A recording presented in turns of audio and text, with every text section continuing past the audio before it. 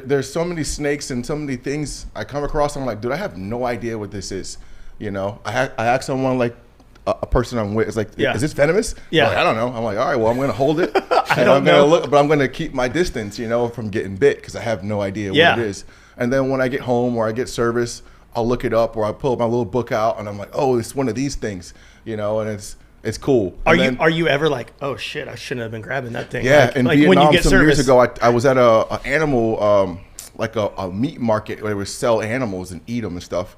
And these guys had like these big giant like grocery carts full of snakes with like netting in it. And I picked one up and I'm like, man, this thing looks dope. Took a photo of it, posted it, and I'm like, I have no idea what it is. And like 5 of my buddies that are deep in the reptiles are like, bro, that is a hot keelback. Like it will smoke you and kill you. No way. And I'm like, dude, I had no idea. And you just like, that's cute. It was alive.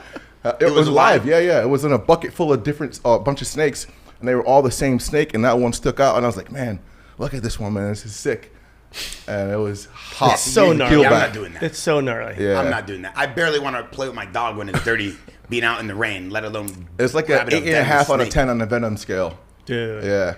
Like Venom, when they talk about Venom, like, okay, if I got bit by a rattlesnake, I'm gonna die, and you gotta suck it out of me, and then I'll be okay. That doesn't work. It doesn't work. No. So that's a movie. I mean, If Twitch got bit by a rattlesnake right now, would I have to suck it out of him, the venom, for him to stay alive, or would he have time to get like an actual shot? I mean, no, that wouldn't work. So that's an urban myth. Yeah. It's not a myth because some snake. Okay, so rattlesnakes have super long, like hypodermic needle fangs. Yeah. So when they hit you, it's like penetrating your skin, your muscle tissue, and everything. It's deep in there. So you need to get to the hospital ASAP. Wow. But there's some snakes that are venomous, but they have short, little, small, tiny, fixed fangs. That you know? gives like just a first like a cobra. layer. A cobra will hit you and hit the top layer of your skin. It will penetrate, but it won't be so deep.